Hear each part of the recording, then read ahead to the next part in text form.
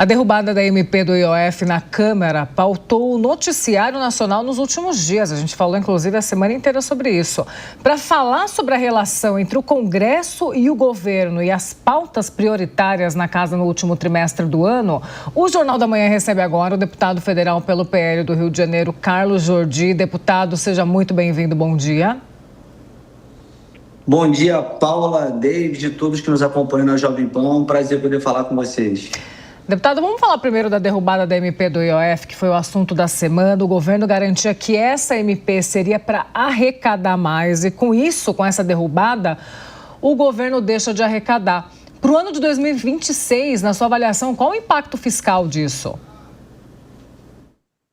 Olha, o governo teve uma grande derrota, uma derrota que demonstrou a fragilidade do governo no Congresso Nacional. Esse governo não tem base. O governo não tem base, sobretudo, na Câmara dos Deputados. Um governo que, a todo momento, quer arrecadar mais para poder cobrir o rombo fiscal que ele mesmo vem produzindo.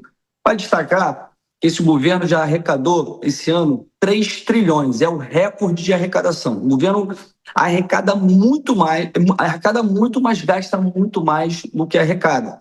E o Congresso não quer mais compactuar com essa agenda destrutiva.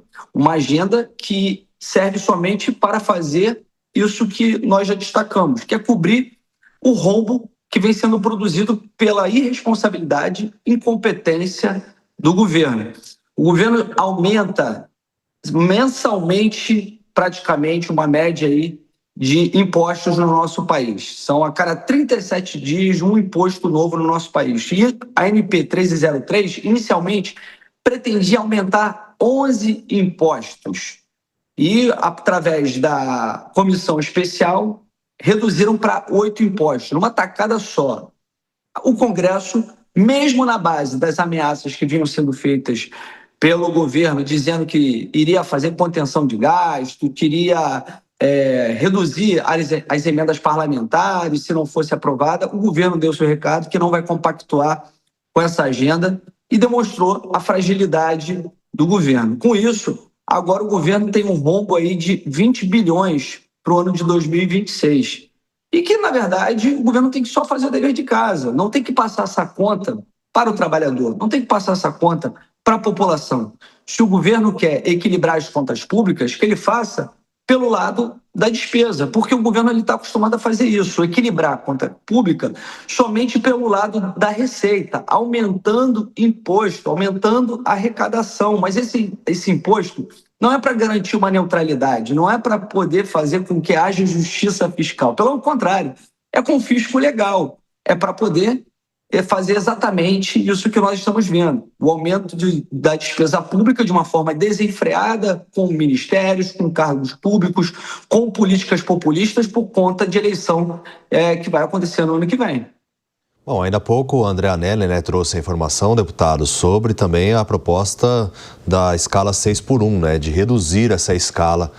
De que forma também que a oposição vai trabalhar para que esses projetos, então, sejam tratados na Casa Legislativa? Porque essa foi uma grande vitória da oposição, mas tem outras pautas também do governo. E a narrativa vai sendo gerada, porque a gente viu pronunciamentos tanto do ministro da Fazenda como também do próprio presidente Lula dizendo que vocês atrapalharam o desenvolvimento do país.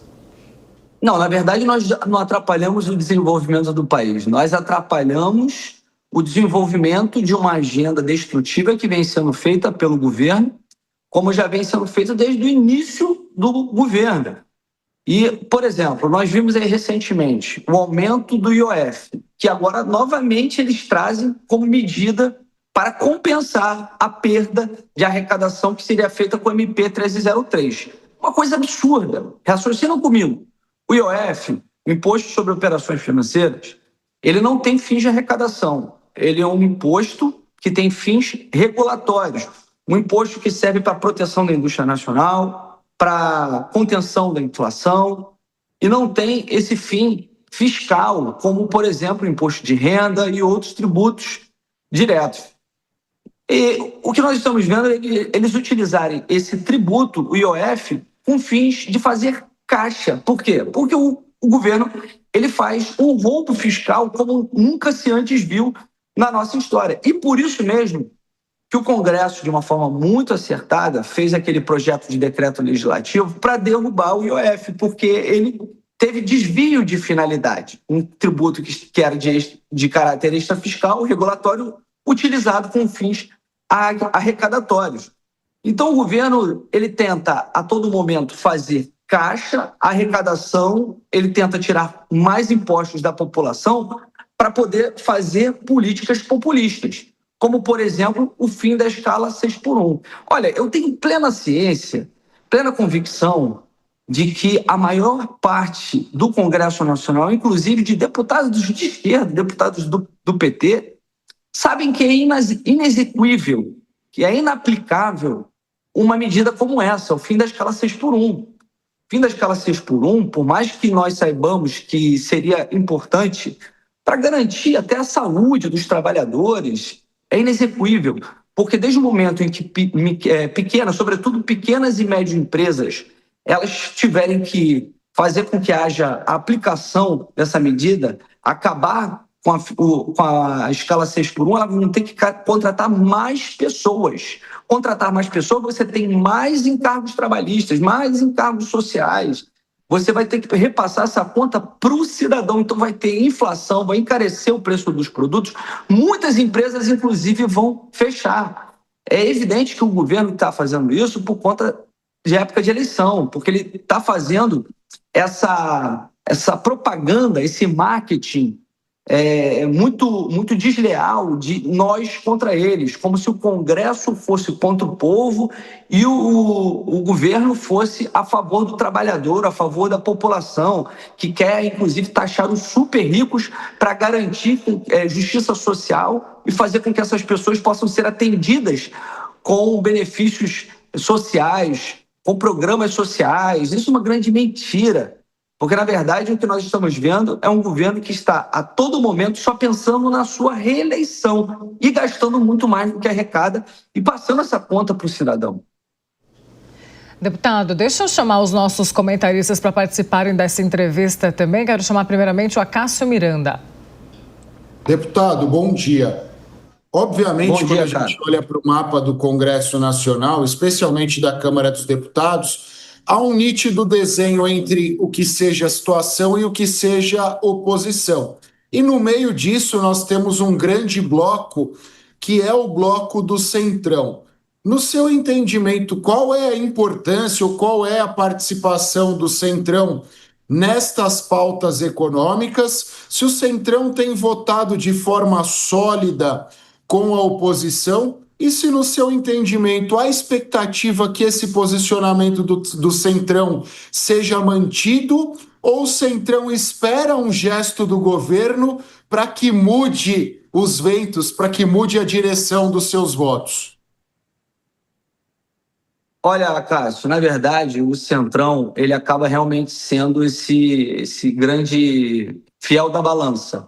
São aí em torno de 200 votos e são pessoas que têm, às vezes, um posicionamento mais à direita, quando se trata de pautas de costumes, e nas pautas econômicas depende muito, né? Depende da situação, depende de como estão os ventos na política. Hoje nós vemos o Centrão votando mais favoravelmente digamos assim, ao espectro do que defende a oposição, de uma forma mais voltada para um campo liberal, porque está se aproximando a eleição.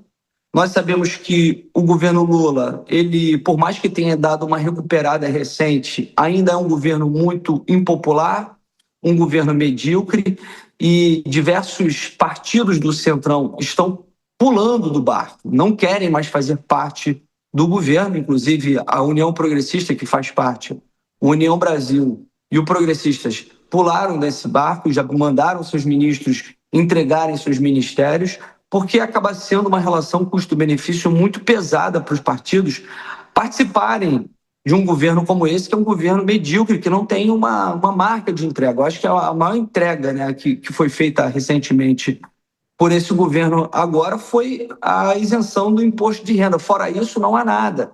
E ainda tem a questão das emendas parlamentares, que muitas vezes eles vêm ameaçando o Congresso Nacional, ameaçando de não repassar, de não fazer entrega para o parlamento, e já, na verdade, já não vem fazendo. Já desde o início do governo, eles vêm fazendo com que haja uma contenção, um contingenciamento das emendas parlamentares, e isso faz com que, sobretudo, os parlamentares do Centrão se sintam inconformados, indignados com o governo. Por isso que agora, aproximando a eleição, há uma tendência de que haja votações mais alinhadas ao espectro da oposição no que tange ao Centrão. Bom, vamos para a próxima pergunta com o Gesualdo Almeida. Deputado, bom dia. Bom dia. Eu vi que o senhor, por favor, da isenção do imposto de renda para pessoas que ganham até R$5 mil. Mas o seu partido, 18 deputados deixaram de votar.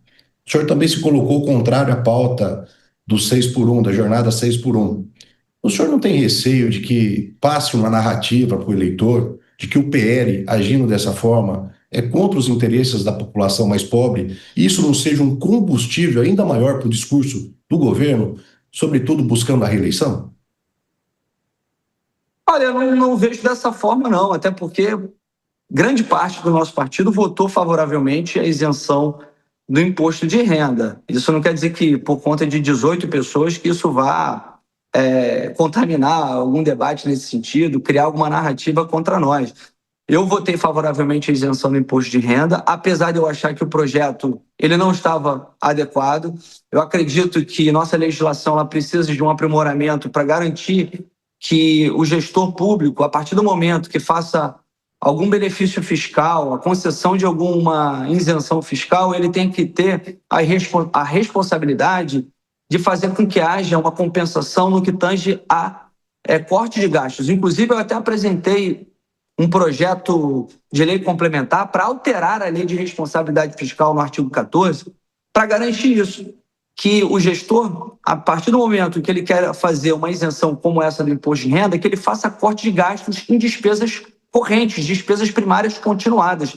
Porque senão o que nós vemos é que as contas públicas elas estão crescendo de uma forma desenfreada, despesas obrigatórias crescendo de uma forma tão bizarra que se torna uma bola de neve, que esse governo está fazendo e que vai fazer com que o nosso país, a partir do próximo governo, em 2027, tenha um grande problema para corrigir nas contas públicas, sobretudo na contenção da dívida pública, na relação PIB. E por isso que é importante que a gente tenha essa responsabilidade de garantir que haja, assim, essa justiça fiscal, mas sem estar prejudicando uma outra camada da população e a camada que também produz, que gera emprego no nosso país, que são as pessoas que ganham acima de R$50 mil. Contudo, como não houve outra possibilidade de compensação, nós votamos ainda assim dessa forma, para garantir que essas pessoas que ganham até R$5 mil possam ter esse benefício. Com relação à escala 6x1, é algo que, na verdade, eu tenho certeza que isso é apenas uma narrativa que o governo, mais uma vez, tenta emplacar, porque ele sabe que isso não passa e não será pautado. O fim da escala 6x1 é algo que pode ser devastador para a nossa economia, encerrar as operações de muitas empresas, sobretudo pequenas e médias empresas, acontecerá desemprego, acontecerá também inflação, o repasse do preço dos produtos será para o cidadão, e por isso que nós temos que ter responsabilidade. Nós não podemos também ficar caindo em engodos populistas simplesmente por conta de eleição. É evidente que nós temos que pensar na população, mas tratar com responsabilidade e não fazer como o governo faz, que é um governo extremamente irresponsável do ponto de vista fiscal e populista. Sobre os principais temas que foram pauta nessa última semana, nós conversamos com o deputado federal pelo PL do Rio de Janeiro, Carlos Jordi. Deputado, muito obrigada pela entrevista, pela participação no Jornal da Manhã desse sábado. Um ótimo final de semana ao senhor. Eu que agradeço, um prazer poder falar com vocês. Um ótimo final de semana. Até.